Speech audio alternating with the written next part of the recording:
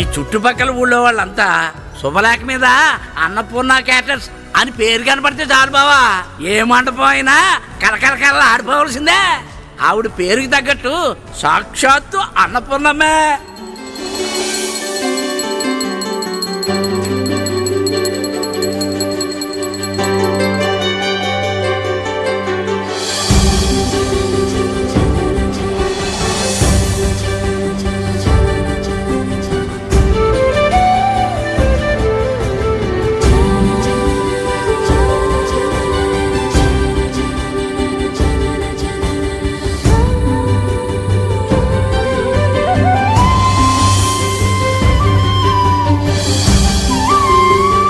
అన్నపూర్ణమ్మ గారే స్వయంగా వచ్చి తన చేతుల మీదుగా పొయ్యి వెలిగిస్తారు.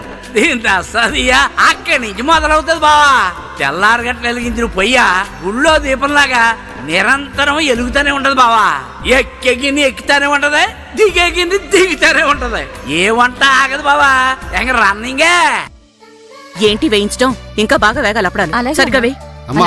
చూడండి. అబ్బా కాస్త తగ్గింది, ఇంకాస్త బెల్లం కలుపు. ఒక్క ఆడమనిషి ఎంత గట్టిగా ఏర్పాట్లు చేసిందంటే ఆవిడ మామూలు మనిషి కాదు, గట్టి మనిషే. ఆవిడ ఒక్కరితే కాదు బావా, ఆవిడ కూడా సైన్యమే వస్తుంది. సైన్యమా? అదే బావా, ఆవిడ కుటుంబమే ఆవిడకి పెద్ద సైన్యం. ఆవిడ భర్త శివరామరాజు అంగట్లో పెళ్లి సామాన్ దగ్గర నుంచి అన్ని సరిగ్గా ఉన్నాయో లేదో ఆయనే స్వయంగా దగ్గరుండి చూసుకుంటాడు. ఆయన పాలసీ ఏంటంటే భోజనాలు పెట్టడం అంటే దేవుడికి నైవేద్యం పెట్టడంతో సమానం అని అనుకుంటాడు. ఫుడ్ క్వాలిటీ ఉంటది, టేస్ట్ ఉంటది. ఆయన చెల్లెలు నిర్మల ఏదో తనకు చేతనైన సాయం అన్నగారికి వదిన గారికి చేస్తా ఉంటది.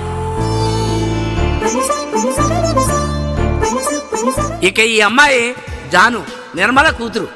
అర్థమైందా? అంటే ఆ ఇంట్లో వాళ్ళు అందరూ కష్టజీవులు అన్నమాట. వేస్ట్ జీవి కూడా ఉన్నారు. ఆయన ఎవరో కాదు, మా నాన్న శ్రీ కోటయ్య గారు. అది మనమే.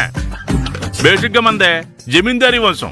ఏటే పిఠాపురం రాజావారు మా తాతగారు కలిసి ఒకే టేబుల్ మీద ప్యాకెట్ ఆడేవారు. ఇదిగో పరిస్థితులు అనుకూలించకపోతే హిచ్కాక్ కూడా పిచ్చికాకిలా తిరుగుతాడని.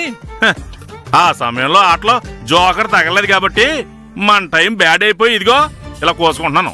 అది తర్వాత ఎప్పటికైనా జోకర్ తగలకపోతుందా?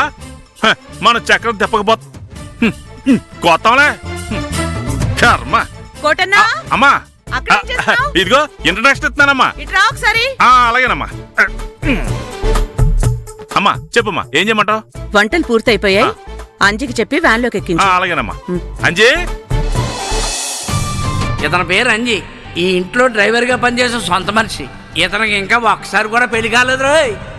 అక్కడ పెట్టు, జాగ్రత్తగా దింపరా. పెట్టరా బావా. ఆకులు గారెలు మొత్తం అన్ని పెట్టేశాను. అన్నిటికి పెట్టేశావు కదా? పెట్టా. అంజీ, వంటలన్నీ మండపానికి టైంకి వెళ్ళిపోవాలి. నేను చూసుకుంటానన్నయ్య. ఏం చూసుకుంటావు? పనోడివి. మాట వచ్చేది మాకు కదా బావా. అంజీ పనోడు కాదు, మనోడు.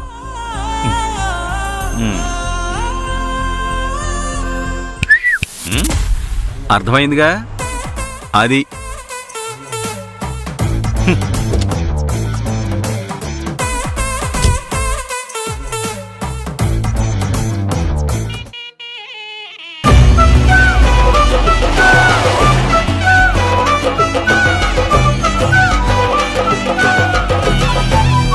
చెప్పింది మీకు ఎలా వచ్చేసిందో చూసావా?